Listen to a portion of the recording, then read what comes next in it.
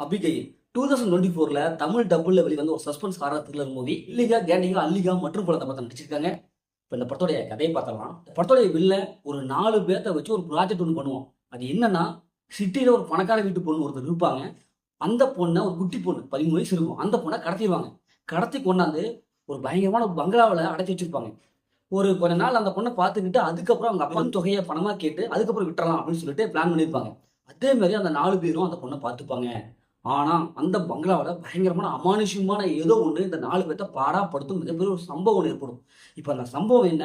இந்த அமானுஷ்யத்திலிருந்து இவங்க எப்படி தப்பிக்கிறாங்க? உண்மையிலேயே அந்த குட்டி பொண்ணு யாரு? இறுதியில என்னாச்சு? அப்படிங்கிறதா இந்த படத்துடைய ஒரு லைன். இந்த படத்துடைய பாசிட்டிவ்னு பார்த்தாவே படத்துடைய ஸ்டோரி லைன் தான். ஏன்னா ஒரு சூப்பரான ஒரு ஸ்டோரி லைன் குடுத்துருக்காங்க.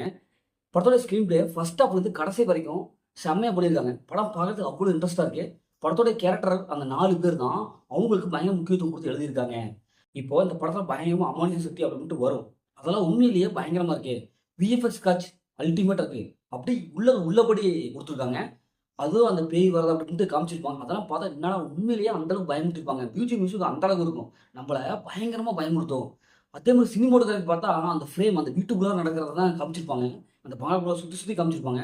அதெல்லாம் பயங்கரமா இருக்கும். ட்விஸ்ட் அண்ட் டர்னிங்ல பக்காவா மெயின்டெயின் பண்ணியிருப்பாங்க. எப்புட்றா அந்த 4 பேர் எப்புட்றா தப்பிப்பாங்க அப்படின்ட்டு நம்மள மைண்டுக்குள்ள அப்படியே பூந்து அந்த அந்த கதைக்குள்ள இன்வால்வ் பண்ணிருவாங்க. அந்த அளவுக்கு சீன்ஸ்லாம் படு ஸ்பீடா போகும். நல்லாருக்கும். ஸ்க்ரீன் பிளே அந்த அளவுக்கு பக்காவா செட் பண்ணியிருப்பாங்க. இந்த குட்டி பொண்ணு அவங்களுடைய ஆக்டிங் என்னவா இருக்கும். அந்த அளவுக்கு இருக்கும். பேயா வரும், அப்படி இப்படின்ட்டு வரும். எல்லாத்தையும் மிரட்டும். அப்படியே அதெல்லாம் பார்க்கும்போது நம்மள உண்மையிலே நமக்கே ஒரு மாதிரி இருக்கும். அந்த அளவுக்கு செம்மையா ஆக்ட் பண்ணியிருக்காங்க. தமிழ் டப்டு வாய்ஸ் ஒவ்வொரு கேரக்டருக்கு தமிழ் டப்டு வாய்ஸ் குடுத்துருக்காங்க.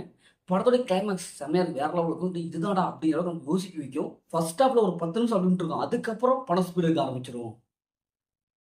அந்த படத்தோட மைனஸ்ன்னு பார்த்தா மைனஸ் எதுவுமே பெருசா எனக்கு தெரியல. ஏன்னா ஃபர்ஸ்ட் ஹாஃப் மட்டும் கொஞ்சம் போர் அடிக்கிற மாரி இருக்கும். அதுக்கப்புறம் கடந்து வந்துட்டுமா இந்த படத்துல எல்லாமே பிளஸ் தான். மைனஸ்ன்னு சொன்னா, படத்துடைய கொஞ்சம் லென்த்து கொஞ்சம் 4 பேத்துக்கு மட்டும் காமிச்சிருக்காங்க. வேற எந்த ஒரு லொகேஷன்லயோ வேற யாரையுமே காமிக்கல. அதனால அது கொஞ்சம் மைனஸா இருக்கு. மத்தபடி பெரிய மைனஸ்லாம் எதுவுமே இல்ல. இந்த படத்த ஃபேமிலியோட பார்க்கணும்னா, படத்துல நெறைய சீன்ஸ்ல அப்படியேப்பட்ட சீன்ஸ் கிடையாது. ஒரு மாதிரி ஒரு குரோதமான சீன்ஸ்லாம் நெறைய இருக்குது. அதனால ஸ்கிப் பண்ணிட்டு கண்டிப்பா ஃபேமிலியோட பார்க்கலாம். முதல்ல இந்த படம் சூப்பரா இருக்கும், சுமாரா இருக்கும். ஆனா இந்த படம் ஒரு ஒர்த்தான மூவி தான். ஓகே, இதே மாரி அடுத்த ஒரு புதிய மூவி ரிவ்யூஸ் உங்களிடம் உங்கள் கதை பாருங்க.